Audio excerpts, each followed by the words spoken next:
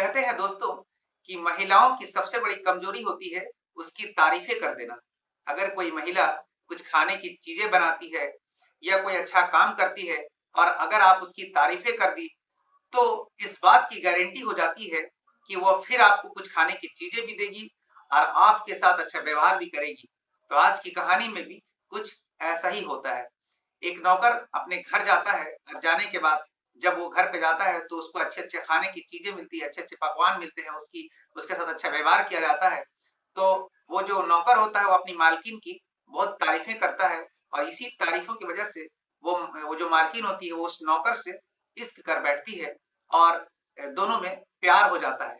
फिर नज़दीकियाँ इतनी बढ़ जाती है कि एक दिन जब लोगों को इस बात का पता चलता है, जब इस मोहब्बत और इस प्यार का खुलासा होता है, तब तक हो जाती है कत्ल। सिर्फ कत्ल ही नहीं होती बल्कि 3 ऐसे ज़िंदगियाँ बर्बाद हो जाती है जिनकी परवरिश कौन करेगा? अब ये किसी को शायद पता नहीं कि कौन उस उन बच्चों की परवरिश करेगा। तो दोस्तों इंसान जो है समाज सोचने पे भी ये मजबूर हो जाती है कि कोई ऐसा भी शख्स होता है जो अपने स्वार्थ के लिए किस हद तक गिर सकता है। तो कहानी को शुरू करते हैं और कहानी को शुरू करने से पहले आपसे एक ही रिक्वेस्ट कि मेरे चैनल को सब्सक्राइब कर दीजिए और मेरे वीडियो को लाइक कर दीजिए। आदाब, नमस्ते, गुड मॉर्निंग, सत श्री अकाल। उम्मीद है पूरी फैमिली अच्छी होगी, अपना और अपनों का ख्याल रख रही होगी। तो आज की जो सच्ची घटना है, ये है झारखंड प्रदेश का एक जिला है धनबाद। तो धनबाद जिले में ही एक इलाका पड़ता है हीरापुर हटिया। यहीं के रहने वाले एक शख्स जिनका नाम है मुकेश पंडित, ये एक बिजनेसमैन है। इनका एक बिजनेस है चाउमीन और सॉस का। ये बिजनेसमैन है, बड़े पैमाने पे इनका काम चलता है, जो कि एक डीलर है, सप्लायर है इस इलाके का। इनकी शादी 2012 में एक खूबसूरत महिला जिनका नाम है नीलम पांडे, नीलम शर्मा से इनकी शादी होती है और शादी के बाद जिंदगी बहुत ही अच्छे तरीके से चल रही थी। नीलम शर्मा और मुकेश पंडित की 3 बेटियां हैं। इनको 3 बेटियां होती है जो कि अच्छे से सबकी परवरिश करते हैं, एक अच्छा व्यापारी हैं। तो सारा कुछ बहुत ही अच्छे ढंग से इनकी जिंदगी चल रही थी। इसी बीच मुकेश पंडित जो होते हैं, ये अपना एक सोशल मीडिया पे एक आईडी बनाते हैं, एक अकाउंट बनाते हैं, फेसबुक अकाउंट। जैसे ही ये फेसबुक अकाउंट बनाते हैं, कुछ ही दिनों के बाद उस फेसबुक अकाउंट पे एक खूबसूरत महिला का फ्रेंड रिक्वेस्ट आता है और जब वो फ्रेंड रिक्वेस्ट आता है, तो ये उस फ्रेंड रिक्वेस्ट को देखने के बाद उस आईडी को सर्च करते हैं और करने के बाद उस फ्रेंड रिक्वेस्ट को एक्सेप्ट कर लेते हैं। यानी उसकी जो दोस्ती जो वो फ्रेंड रिक्वेस्ट भेजती है, उसे ये स्वीकार कर लेते हैं। स्वीकार करने के बाद जैसे ही स्वीकार करते हैं, दोनों के बीच जो है बातें चलने लगती है मैसेज के द्वारा। मैसेज के दौरान फेसबुक पे चैट करते हैं और बातें शुरू कर देते हैं। दोनों इस कदर बातें करने लगे कि मानो कि दोनों में बहुत दिनों से दोस्ती है और ये दोस्ती धीरे-धीरे बढ़ने लगी। बढ़ते-बढ़ते ये दोस्ती उस हद तक चली गई कि जो महिला होती है, वो चैट में लिखती है कि अब हमको आपसे मिलने का बहुत मन कर रहा है। तो ये जो मुकेश पंडित जो होता है, ये भी उतावला हो जाता है कि हम भी तुमसे मिलना चाहते हैं, क्योंकि वो महिला जो थी वो बहुत ही खूबसूरत थी। तो दोनों के बीच जो बातें चलने लगी, इसके बाद दोनों ने मन बना लिया एक दिन मिलने का और आखिरकार वो डेट तय करती है। वो जो महिला 26 मार्च 2022 को वो कहती है कि मेरा कोई रिश्तेदार वहाँ पे रहता है दामोदरपुर में, मैं वहीं पे आती हूँ, लेकिन मैं आपसे मिलूँगी पर आपके घर पे नहीं, किसी जगह में नहीं, मैं जगह बताऊँगी, वहीं पे आप आइएगा तो आपसे मिलूँगी। तो ये मुकेश पंडित कहते हैं कि ठीक है, जगह तुम बता देना। तो आखिर वो दिन आता है, वो तारीख आती है, वो घड़ी आती है, तो मुकेश पंडित को वो बताती है कि एक फुटबॉल ग्राउंड है, उसी फुटबॉल ग्राउंड में रात के तकरीबन 10 बजे आप आइए, हम मुलाकात आपसे करना चाहते हैं। ये जो मुकेश पंडित होते हैं, इस बात को सुनने के बाद बहुत खुश होते हैं और ये मन ही मन में सोचने लगते हैं कि आज उस महिला से मुलाकात हो जाएगी, जिससे मैं बातें किया करता था। तो ये इतने ज़्यादा उतावला हो गए हैं कि वो दिन, वो घड़ी जब आई 26 मार्च 2022, तो ये जो है अपने नौकर को अपनी दुकान की चाबी, जो अपने ये डीलर है जिससे जो इनका ऑफिस है या दुकान है, उसकी चाबी अपने नौकर को देते हैं और कहते हैं कि सब कुछ बंद करने के बाद तुम जो है चाबी मालकिन को दे देना, यानी कि अपनी भाभी को दे देना और तुम घर चले जाना। ये कहकर मुकेश पंडित वहां से निकल जाते हैं। जब वहां से निकलते हैं तो रास्ते में मन ही मन में ये सोच रहे हैं कि आज उस महिला से मुलाकात होगी जिसे मैंने कभी पहले देखा नहीं है। ये मन ही मन में बहुत ही बेताब हो रहे हैं उस महिला से मिलने के लिए और उस जगह पे पहुंच जाते हैं जहां वो मिलने के लिए बुलाई थी, उस फुटबॉल ग्राउंड में। और जैसे ही फुटबॉल ग्राउंड में पहुंचती है तो उसे बताया जाता है कि आप इस हम इधर खड़े हैं, आप आइए। जब ये मुकेश पंडित उस जगह जाता है और सोचता है कि आज हम मेरा जो इंतजार जो खूबसूरत लड़की कर रही है, महिला, मैं उससे अब थोड़ी ही दूर हूँ। और जैसे वो करीब पहुंचती है, करीब पहुंचता है, तो वो जो महिला है इसके सीने में एक गोली मार देती है सीधे। और जैसे ही वो गोली मारती है, ये मुकेश पंडित जमीन पे गिर जाता है। और जब जमीन पे गिरता है तो दूसरी गोली इसके सीने में मार देती है। तब मुकेश पंडित जो है वहीं पे दम तोड़ देता है और मुकेश पंडित की मौत हो जाती है।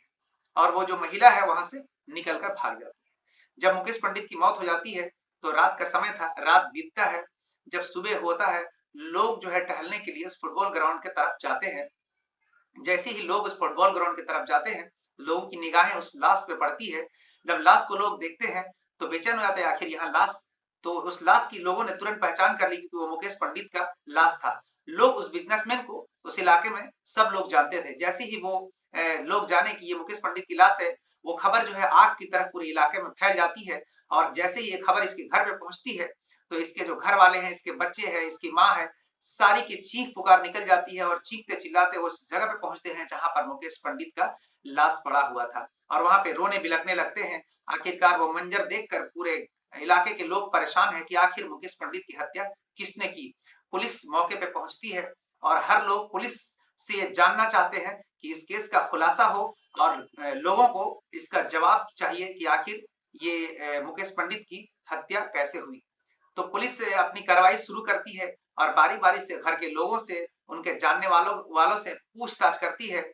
और मुकेश पंडित का मोबाइल पुलिस जो है जानना चाहती है कहाँ है, लेकिन मुकेश पंडित का जो मोबाइल है वो कहीं गुम हो गया, मिला ही नहीं। पुलिस को वो हाथ नहीं लगी जिससे पुलिस कुछ डिटेल्स निकाल सकती थी।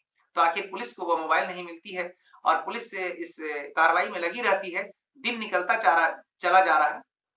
लोगों के अंदर आक्रोश बढ़ता चला जा रहा है।